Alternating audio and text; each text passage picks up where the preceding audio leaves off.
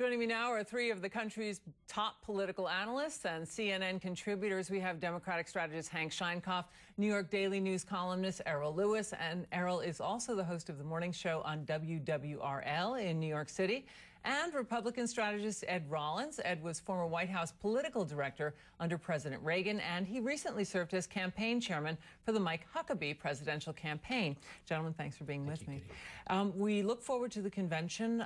It's in a very short amount of time, of several weeks, and we still are in this discussion about the Clintons. The shadow of the Clintons is still hanging over the Obama campaign. The big question is, will Hillary Clinton force a vote on the convention floor, insist on being on the ballot? That's under discussion this week quite a bit. Ed, what are your thoughts? I think it'd be a disaster for her, and certainly for the convention. These are very well structured. It would drag out of prime time. It wouldn't be very exciting at the end of the day unless she really tries to make a fight out of it. And I think to a certain extent it'll diminish the unity that has to come out of that convention. You have to come roaring out of these things with a unified party, and I think at the end of that, that wouldn't be very unifying. Clinton supporters, though, are really not giving up. They're pushing very hard. It still seems to be a bit of a psychological rift that many people are having trouble making the leap to the Obama platform and Obama campaign. Errol, what do you think? That's right. And look, Hillary Clinton is giving them a smile and a wink. I mean, she's, we had that revealing footage from her at what was supposed to be a unity event, and she's pointing out, well, she refers to Obama as my opponent. She throws out the fact of the matter is that she says, look, you don't need me. Delegates have the right to go ahead, and it only takes a couple of hundred, apparently. And she kind of laid out, really, a scenario for people to make all the mischief that Ed just alluded to that would divide the convention and hamstring the campaign. She's also talking about catharsis, and this is, several weeks after she gave major speeches saying, let's pull together. To still be talking about catharsis, is it divisive? Hank, what do you think? It's not divisive. Nobody loses because they like losing, and these are never professional bouts. These are all personal. She's got to get over it. The Obama people also have to get over it. Try to present a united front, hate each other a lot, campaign together, and try to win the campaign. Mm-hmm. You know what? Former President Bill Clinton will also speak at the Democratic convention just ahead of the soon-to-be-named, hopefully, vice presidential pick.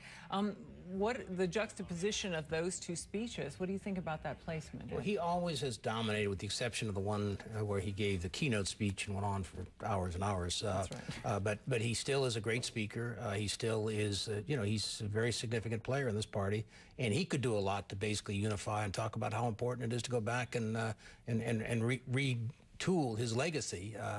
And if he did that, it could be a good speech. If he tries to be the star of the night and take away from the vice president, it would hurt the party. He is a very effective speaker, and it could generate a good bit of a buzz on the convention floor. Errol? Well, that's right. That's why they want him there. I mean, they know that there are too many people who like him. They know that he'll be a great draw for worldwide television. I mean, it'll be a great spotlight moment for the party potentially.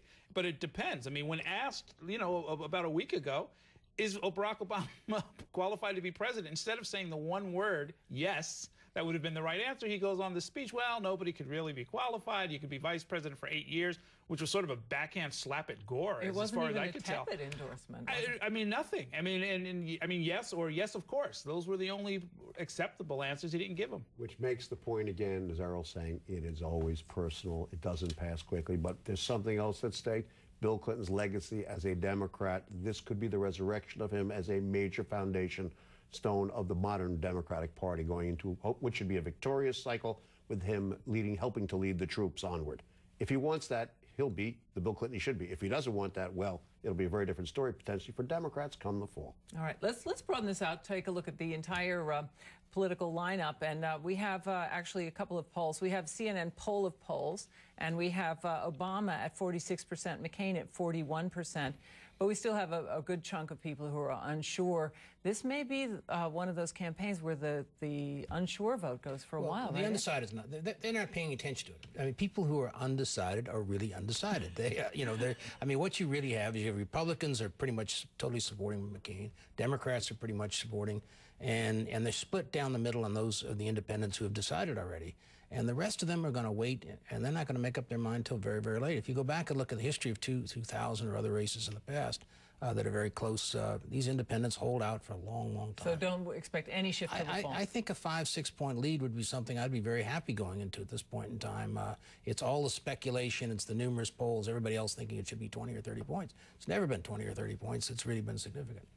Well, that's right. I mean, when the question comes up, and it's been asked by some analysts, you know, gee, how come Obama isn't doing better? It's like, well, how well is he supposed to do this far out? I mean, you don't get a 10-point lead. This is a nation that's been divided over the last 3 presidential election cycles. Nothing fundamentally has changed to tip it all red or all blue. So, yeah, it's going to come down to the wire. And those independents, you know, they're going to make the difference. He's doing fine at this time in history, and he ought to just keep doing what he's doing. But the most important thing we see in polls this week, public saying, hey, we know too much about Barack Obama, which is something we discussed on this program the other evening. That's right. You know, it's really true. They know too much. McCain's got to hope that they know enough that they don't like, and that's the problem going forward. And they're just putting up that poll. 48% say they know too much about Barack Obama. We'll get into the pitfalls of the campaign a little bit deeper in a moment. We'll be back with more of our panel. Stay with us. More now with 3 of the best and the brightest political analysts anywhere: Hank Sheinkopf, Errol Lewis, and Ed Rollins. Ed, I'd like to ask you about this. We were just talking about the poll showing that some people say they've heard too much about Obama. Do we have Obama fatigue at this point? Well, Obama needs a vacation, and we need a little vacation from him. And that's the next couple of weeks going to be very important, both his vacation and the Olympics. It's been nonstop since January. I mean, it's been every single night. And the interesting thing, when you look back, last week was the first week, and it had to do with the ads that we've talked about over and over again, that McCain actually had similar airspace on network news and cable news to Obama. Obama's had this gigantic story for a very long period of time.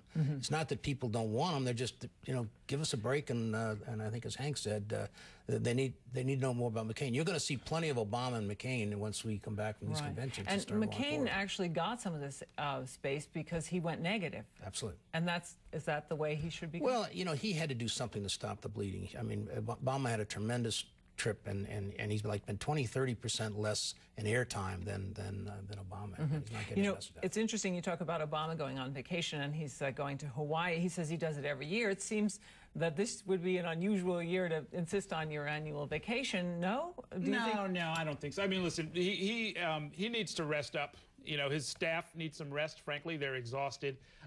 The Olympics are going to wipe everything off the front pages anyhow for about 10 days. So it's about as good of a time as he's going to get. And then the big push, I mean, first the convention and then the dash to Election Day, he's going to need all the energy he can get. So if he was going to take a vacation, now would be the only time he could do it. It's smart. But McCain's still out there.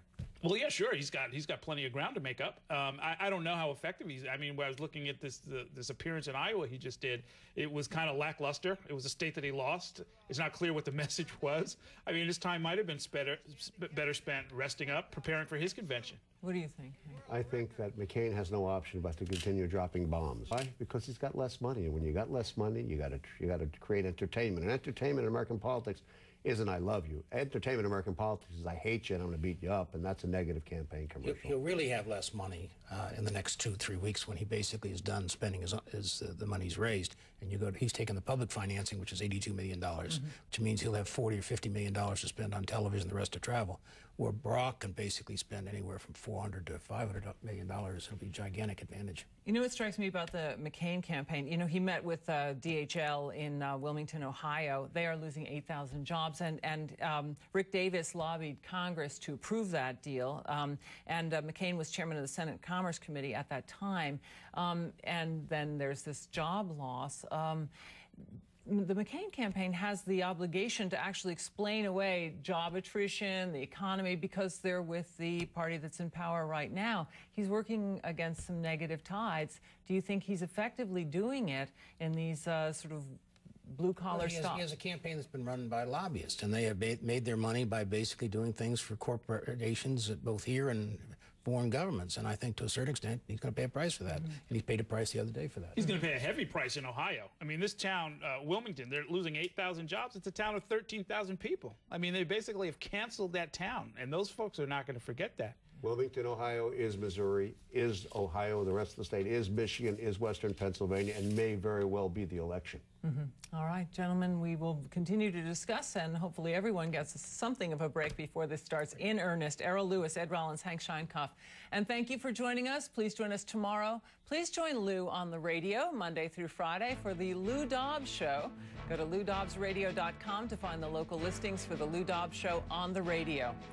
For all of us here, thanks for watching. Good night from New York.